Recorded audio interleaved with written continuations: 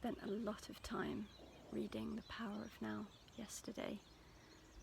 I was having a restful day because I started bleeding, and my menstrual bleed, I mean, for those who aren't familiar with that kind of language. And so I cancelled any commitments and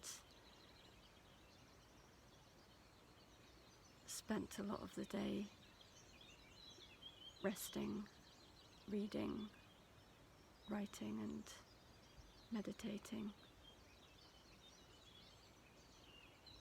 And there was so much that resonated deeply in The Power of Now, Eckhart Tolle's book. I kept on having to grab my journal and write passages down that I wanted to keep hold of or refer back to or absorb more deeply through writing them down. And there was a lot that resonated deeply. Most of the book, in fact, has just met me exactly where my experience has led me to. And one of the things that perhaps made the most profound impact was this idea of the inner body. It's like the energetic body that inhabits the physical body as we see it through our day-to-day vision. And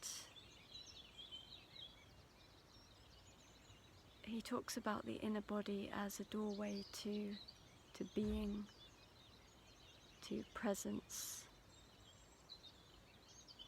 And this is not an entirely new idea for me, but it somehow puts an emphasis on the body that has not been as present, or at least I'm interpreting it differently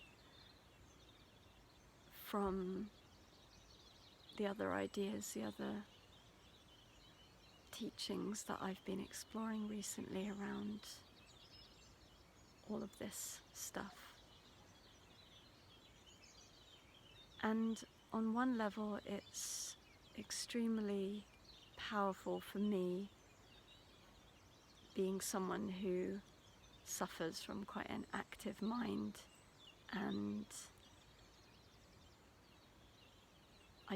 I know that I benefit from coming into the body and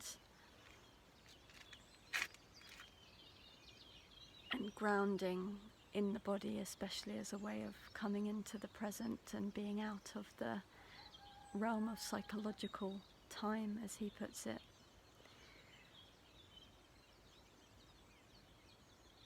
But I've usually in that sense related to my body in a physical way, as opposed to the energetic or conscious body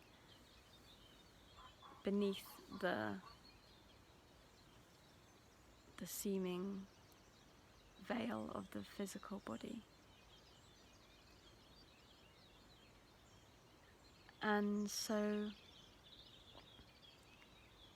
I can see how relating to the inner body, or bringing awareness to the inner body, is a really powerful way of withdrawing energy from the thinking mind and becoming more and more centered in the present moment. However, because this is a kind of a shift in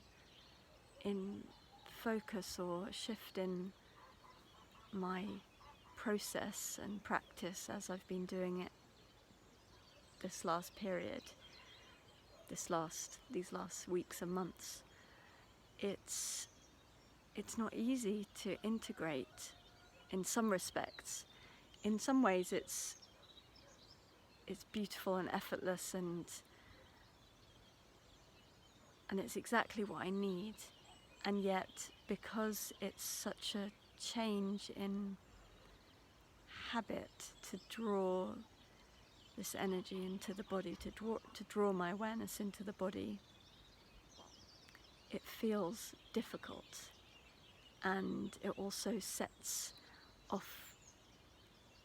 My mind wants to get it right and kind of know that it's the right thing to do, because it's a change of focus, and every time that I notice my thoughts becoming active, then there's this voice like, oh no, I'm doing it wrong, and that kind of thinking immediately takes me away from being with what is in the moment, and sort of sets me off on this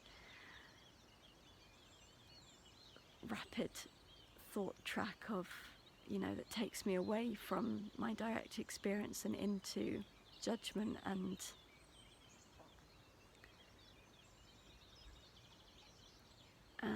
interpretation.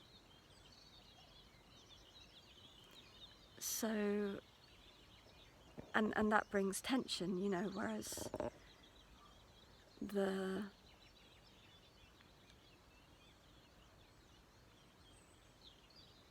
I want to say the aim of this practice is to feel a sense of deep ease and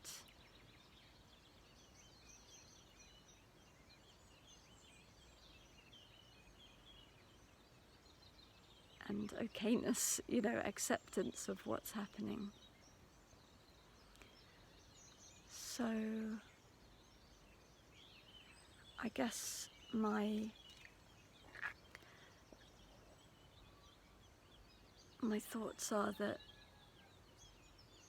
this is going to take some time to integrate, and there's a gentleness. I need to be gentle with myself and continue letting go, because when those thoughts arise, like, I need to get this right, I'm not doing this right, is this right, is this the right thing to do? I just need to let them go, and it always comes back to the letting go.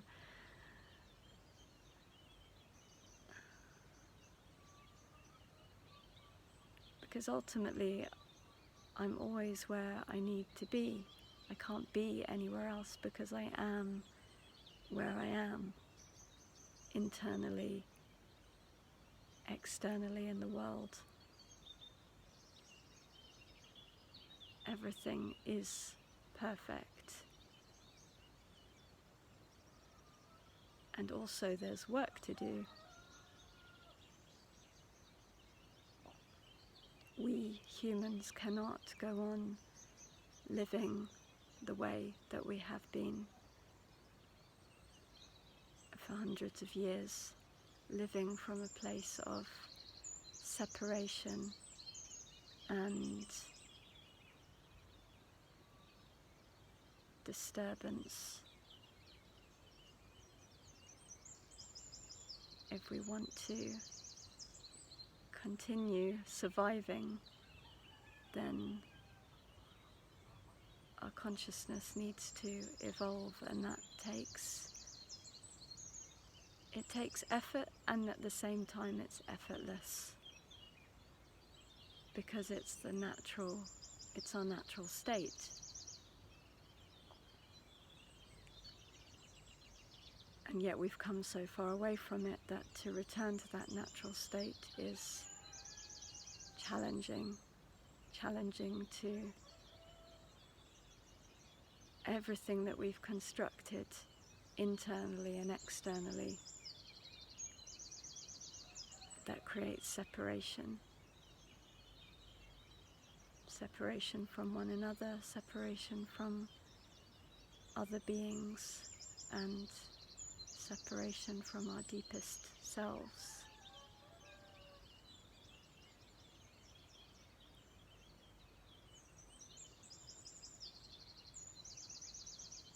But it does seem that only an evolution or a revolution in consciousness can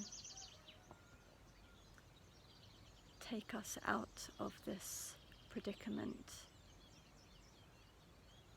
and enable us to live harmoniously on this planet.